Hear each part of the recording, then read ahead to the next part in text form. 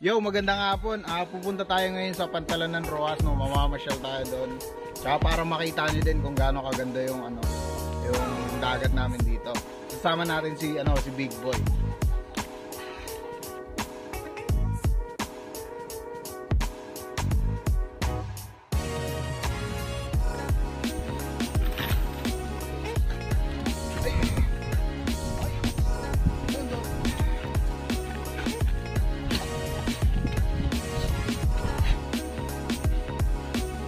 Sobrang saya si Big Boy.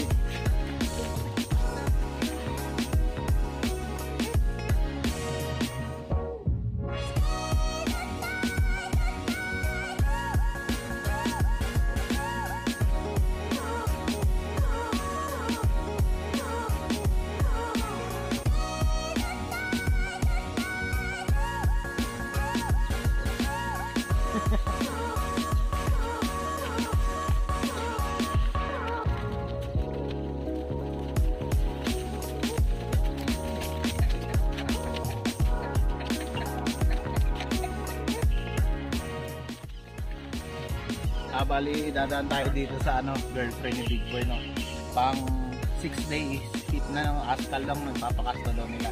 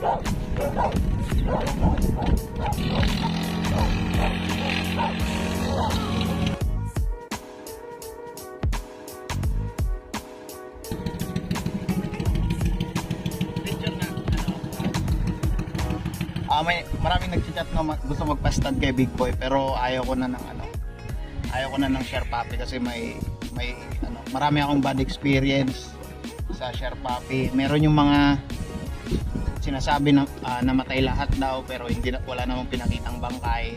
Saka yung pinaka worst na experience ko yung may nagpa-stud, tapos nagchat siya, nanganak ng 8 yung dam, tapos after mga 10 days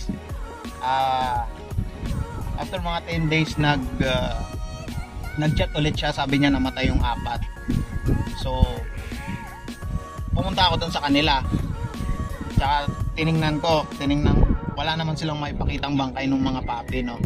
So ang concern ko lang naman doon is syempre pag ang arrangement kasi pag share puppy, bali first pick yung may-ari ng sire. Ako first pick ako. Pero syempre kung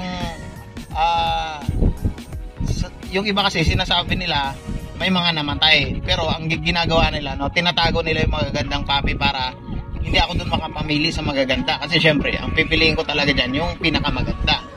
Kaya sasabihin nila namatay, pero wala naman silang maipakitang bangkay o kaya picture o kaya mga video na, di ba, parang sobrang simple lang naman nun. Tapos ang nangyari pa dun sa amin parang siya pa yung galit. In-explain ko lang naman yung side ko, kaya medyo negative na talaga ako sa share puppy, unless na kamag-anak ko o kaya talagang mga close ko na tropa. So ayun, na-share ko lang, no.